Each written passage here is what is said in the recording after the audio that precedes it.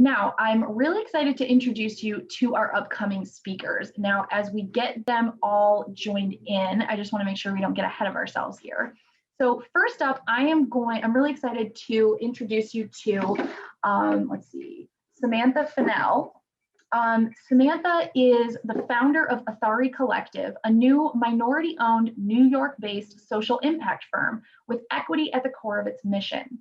The firm works with brands and companies to drive positive business outcomes both internally and externally. It integrates diverse human capital into organizations and builds programming and social impact partnerships aligned with corporate social purpose. Samantha is proud to call innovative companies in the cryptocurrency space, as well as Silicon Valley startups, as her current client partners. Over the past 20 plus years, Samantha has held leadership positions at both major media companies and startup ventures, from the corporate enterprises of publishing giants like Condé Nast, Time Inc., and Huffington Post, to European advertising agencies overseeing global offices. She has been a trusted advisor and business growth driver to both Fortune 500 companies and pioneering startups throughout her career. So welcome, Samantha. We're so happy to have you join us today. Joining her in conversation will be Shannon Morales, who is the founder and CEO of Tribaja. Shannon is a proud Afro-Latina mother of 3 and first-generation graduate. She started working in diversity recruiting after experiencing unconscious bias in the workplace and set out to find equitable employers.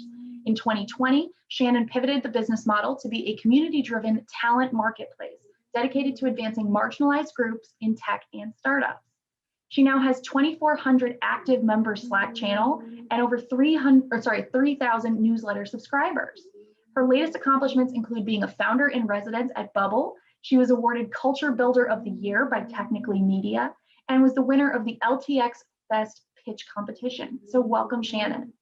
They will be in conversation with Hunter Canning. Hunter is a performer, photographer, and theatrical producer. He has acted on Broadway, TV shows, and various voiceover projects, as well as assisting us in previous summits. Hunter is one of the producers of Mondays in the Club, which is a diverse group of traveling artists, musicians, and singers who perform free shows that foster community and bring folks of all walks of life together. I'm super excited for this conversation, so I'm going to turn the stage over to you. Take it away. Thank you so much, Meg, for that wonderful introduction. And I'm so excited to be here with Samantha and Shannon. Thank you both for being here at Power to Fly Summit. Yeah, thank you for having us. Yeah. Samantha, I think you're muted, so just so you know, I want to be able to hear you. Great. There we go. Fantastic. Great. So how about, Samantha, we'll start with you and then Shannon, but I would love to hear both of you just tell me a little bit about yourself and your career journeys and what brought you to this place. Sure. I'd say my career journey has been not particularly linear, if you will. I spent probably the last 25 years really being in the client solutions business, I like to say. So I started out in magazine publishing. I started out at Vibe magazine and Rolling Stone, and then went on to an 8-year stint at Condé Nast, which is the publisher of everything from Architectural Digest to Vanity Fair to GQ and to Vogue, which I served not once but twice. Then rose to advertising director of Vogue, which I believe was the first time an African-American woman had ever held that position. And then I went on to Elle magazine as associate publisher, similar dubious distinction, if you will. And then, had a little bit of a corporate break, if you will, and went to work on the Obama-Biden campaign in 2008 as a volunteer fundraiser and organizer in the battleground state of Columbus, Ohio. Then when I had to come back to work and make a living, I had some great stints in places such as Time Inc. and Huffington Post, all in leadership positions. And then I went on to the other side. I went to the agency side and helped to run 2 global agencies that are European based. So, not exactly a linear path, but I think, the through line in my career has always been helping brands and businesses figure out the best ways to connect with their consumers and really figuring out those challenges. And, if I look at my 20-year career, the challenges have really evolved. And so what a brand needs to do to connect with a consumer is really much more multifaceted. And so as we know, the consumer and the workforce are both really looking to support companies that have more than their bottom line as their number one priority. So, it's not only about stakeholders that are contributing directly to the bottom line. It's also really about what is that company doing to support the community, to support their employees, to support all the people that are in the supply chain, and ultimately how they can help and hopefully support the communities that they do business in. So that's really how I came to launch Athari Collective, to really help brands and businesses figure out what I think are the most important problems of our time, which are social issues that revolve around equity and inclusion. Wow. Yeah, I really do respond to it. That is not a linear path to where you are, but what an immense amount of experience that you have to bring to what you want to do. That's really incredible. Thanks. And Shannon, can you tell us a little bit about your journey as to how you are where you are right now? Yeah, absolutely. I absolutely love your story, Samantha. Really inspiring. I started my career in finance. And so I worked in financial planning and analytics for life science and pharmaceutical companies. If anyone listening out there is from New Jersey, then you know what I mean when I say that New Jersey is like the pharmaceutical mecca of the country, if not the globe. There's so many different pharma, organizations within just one state. And so for me, being a single mom with 3 daughters, I was just looking for financial security, and job security. And at the time when I was graduating college, finance was really big, and then pharma was really big in Jersey. However, obviously in 2008, when all of the banks started to go bankrupt and the financial industry wasn't as, attractive anymore, I had to really think about where I was going to, how I was going to transition. And to take that a step further, I was really the only person of color within a lot of the finance departments at the organizations that I worked with. And I just felt like I didn't belong. I ran into a lot of unconscious bias in the workplace, more specifically in the departments as well, where I wasn't getting advancement opportunities. One year, my boss actually told me that I falsified information on my performance review and said that I didn't do what I said that I actually did in the performance review. And I was just so blown away because obviously I wasn't lying. I actually video recorded all my sessions and stuff, but who needs to, have to prove that you did what you said you were going to do? I just felt completely, put in a situation that I don't think a lot of professionals would have been put in. And so I, needless to say, I quit, but I wanted to transition into a different type of industry. And so I went for my MBA, and I worked at Adobe in Silicon Valley for 3 months. I absolutely loved the technology and innovation space. Everyone, in Silicon Valley was working in tech, but they also had their own business, and they were, doing a stint in entrepreneurship. And I wanted to do that on the East Coast. California is expensive, so I wanted to stay on the East Coast to be able to sustain living. And so I found a piece of Silicon Valley in Philadelphia, and they really have this really great, diverse tech and startup ecosystem. And I wanted to be, immersed in that scene. And so I decided to start to work in tech. My first job in transitioning was as an innovation manager, but I quickly realized that I faced the same type of issues in finance that I faced within this organization. And it's just the leadership, it's the type of companies that I was working for. And so I said, I can do this on my own. I can find my own path. And that was by creating my own business, which was then Echo Me Forward in 2017.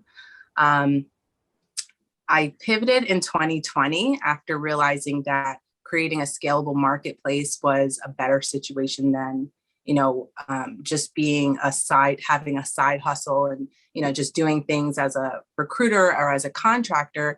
I really wanted to kind of blow it out the water and have this scalable business that I could see thriving for years and years to come. So that is where I am today. Amazing, amazing. And can you tell us, Shannon, a bit about Tribaja and why you made it, and what it is? What is it about? Yeah, absolutely.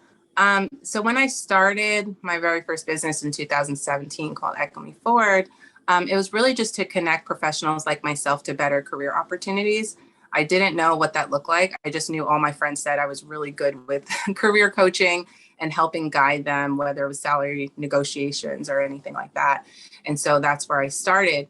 But I pivoted because during the pandemic, I wanted to launch an app that gamified social distancing. Got a lot of traction, a lot of awards, but what ended up happening was I'm not a non-technical founder. And so I was basically trying to look for someone who I could trust to build the technical side of the app. And I very quickly realized that if I didn't have the expertise, in-house, that a lot of professionals were trying to take advantage of the fact that I didn't know the technology, and they were charging me outlandish prices for an MVP and a prototype, $50,000, $100,000, just to build something that I needed to validate in the market. And I pivoted Echo Me Forward into Tribaja, where it's this community of startups, but also tech talent that can help, drive these innovations forward. And the goal is that not only will tech talent be able to, get their foot in the door by working with these tech startups and gaining that experience firsthand, but the tech startups will also be able to build this tribe or community of professionals that are mission aligned with their brands and also, want to continue to work with them as they grow. So we built this talent marketplace and community for underrepresented tech and startup enthusiasts. And yeah, we have a strong social impact, but we're not solely a social impact venture, but we definitely have a very strong social impact, tied to our mission. Mm-hmm. Wow, incredible, Shannon. And Samantha, so Shannon, it sounds like you're working with the people on the ground floor with in these businesses, and and Samantha, you're working with the businesses, right? And you can tell me a little bit about what Athari Collective does. Sure, exactly. We were really founded on the premise that, modern brands and businesses today that want to be relevant and want to, frankly, survive, need to take a strong stand on social issues, both internally and externally, and really use their corporate social power for good. So, what does that look like? We are working with companies both internally and externally. Internally really translates to professional recruitment, working to really help diversify their teams, their management teams, their executive teams, but also creating fellowships so that people who otherwise wouldn't have access to certain industries, particularly in tech, fintech, Silicon Valley type of companies, give them the opportunity from the ground floor to gain mentorship, experience, whether that translates into a full-time job after the fellowship or not. They now have something on their resume that will speak volumes and do wonders for their career. Externally, we are working on some really great initiatives, partnering with nonprofits and bringing that public-private partnership together, which is so strong and powerful. It gives brands immediate credibility and also supports folks that are doing the hard work each and every day, those nonprofits. And most recently, we're really proud because we broke a major barrier in the fintech space. We were recently working on an assignment to look for a chief marketing officer for a fintech company. Give a shout out to CoinMover. And as you know, tech is not so strong when it comes to female executives. I think right now the number of women in fintech is like 19%. The women that are, in leadership positions. So if you look at the numbers for women of color, it's dismally small, in the single digits. So we went out and found the most qualified person for the position, who happened to be Middle Eastern woman who lives in Ohio, because now I think we've learned from the pandemic that you can absolutely get great talent if you look remotely. And like I said, she just happens to be Middle Eastern, and she is their first ever CMO. And we did that in less than 2 months. So a lot of what we hear is, there's a dearth of talent or an inability to find candidates of color. And it's just not true. You just have to have focus and commitment. And we're really proud of what we were able to do with Coin Mover. And she starts next week. Wow, congratulations to you and to her. Yeah, she's fantastic. I have all the faith in the world that she's going to do great. Yeah, great. I just want to note that we are already getting questions from you in the audience, which is fantastic. Please keep those coming as things are coming up. Post away, and we're going to get to those in the last 10 minutes. So as you're hearing things that spark your interest, we'll circle back to your questions. So keep them coming. That's fantastic. In both of your shares right now, and in your past and currently what's going on, I heard a word come up both times, several times, which was firsts, right? The first person in your position, the first person now being hired in this position. So can you talk about a little bit for being that experience for you of being the first person, whatever that was for you, or the only person in the room perhaps, and how did you embrace your cultural identity while working in these industries that were at the time and maybe still currently not traditionally diverse at all? Yeah. Yeah, absolutely. I can say that I definitely am the first at a lot of things, not only in my family, but also when I'm working in different organizations and things like that. You quickly realize that some places, who you are is going to be accepted. And there's other places where it may not be so easily accepted. And those are the places that you want to stay away from. I think what's great that came out of the pandemic is that more and more job boards are focused on companies that are building equitable workplaces. So Tribaja has an amazing job board that focuses on companies that are vetted and looking for diverse candidates.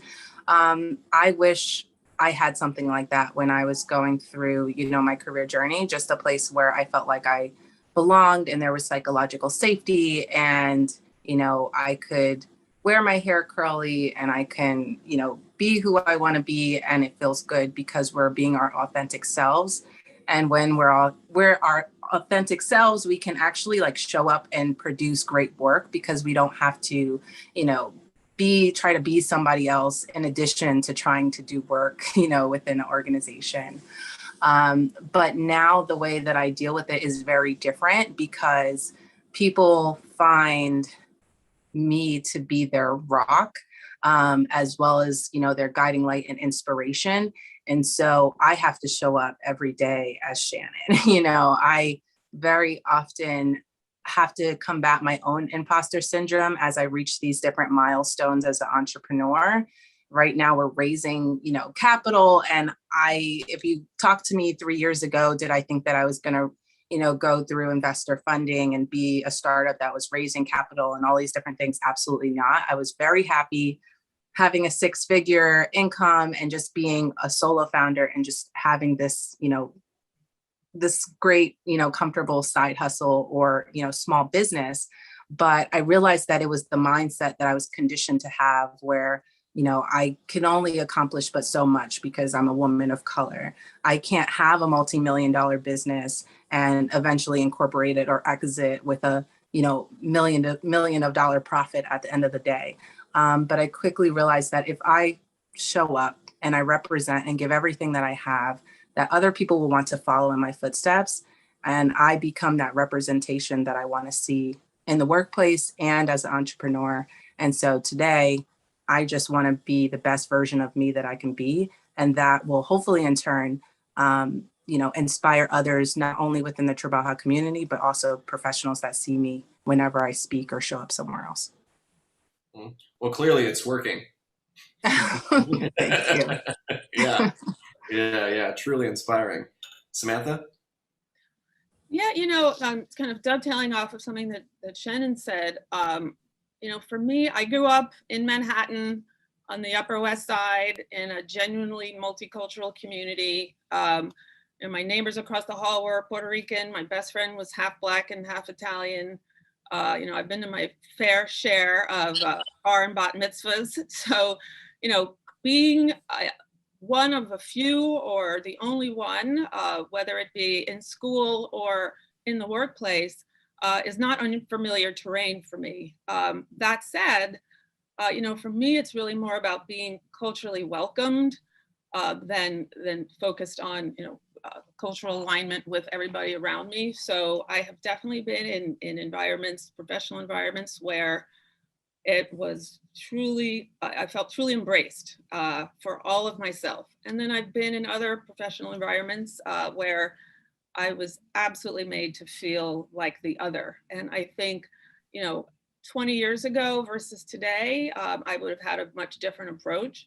But I think now, my advice to any young person, either getting into different industries or trying to rise up within their current companies, is to really do the research, really understand from all the different aspects that we now can look at, what the corporate culture is. And there will, to Shannon's point, there will be environments where you really don't want to be. And so, it is now, I think, the employees and consumers both have incredible power. I think, both segments have really come into their power. Companies need great employees, and I think the choice is ours to really choose who supports you. Yeah, absolutely. It's amazing. This conversation, as predicted, we were going to say, is flying by. We're already coming close to our time. So I'm going to fire off some questions, Shannon, because I would love to hear more about the Diversitech Summit that y'all host. So I'm going to fire off some questions. You can just kind of cherry pick what you want to pick here, okay? So can you possibly, talk about how in your in the Tribaja community is helping Black and Latinx people navigate their entry into the tech startup careers, and or what support does Tribaja, provide to make the transition into tech less overwhelming for the folks you're supporting? Yeah, absolutely. I think what becomes overwhelming is when you start to do a Google search and you kind of go into this rabbit hole of information, and you don't know what's for you and what's not for you.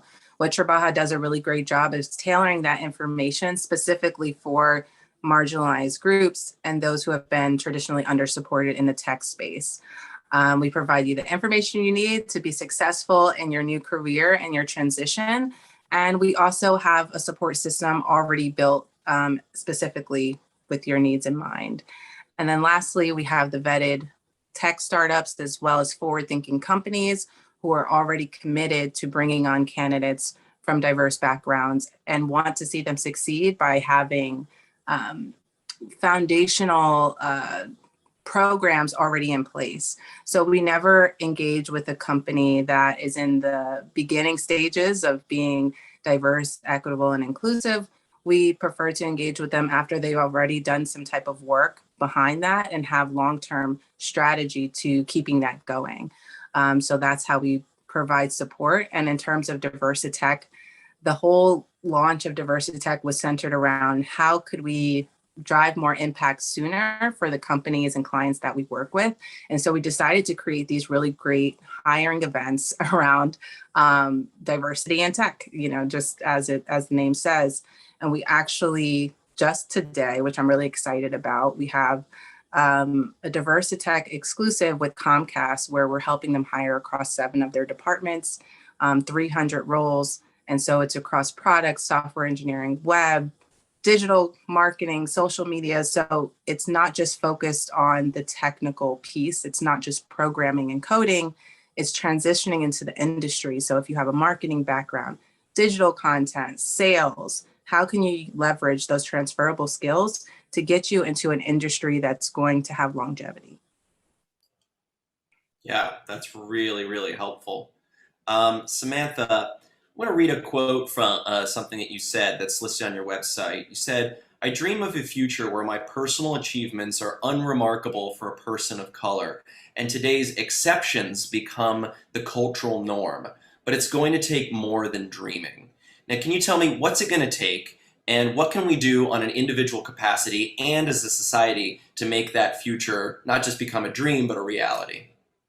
Sure, sure. I think, it really comes down to dispelling two myths, which I think a lot of corporate America has embraced. It's like the myth of exceptionalism and then the myth of scarcity. So the myth of exceptionalism basically says that, if you are a person of color who is performing at or above the level of a white counterpart, that you are essentially a unicorn and that they have found the only one there is. And so therefore, there's no need to look further. And we know that this is not true, which really feeds also into the myth of scarcity, which is, okay, maybe there are a few other, exceptional people of color that we might want to hire or include in our company, but we don't know where to find them. They're impossible to search for, and is it really worth the trouble? We put an application out, and they don't show up to apply. So, both of these, of course, are lazy, are incorrect, and I think from a systemic standpoint are truly at the root of most of the problems that we see in corporate America when it comes to hiring. So, I think, what do we do about that? I think from a consumer standpoint, if diversity, equity, inclusion is important to you as a social mission, the onus is on you to be aware of the companies that have strong DEI initiatives or social impact strategies.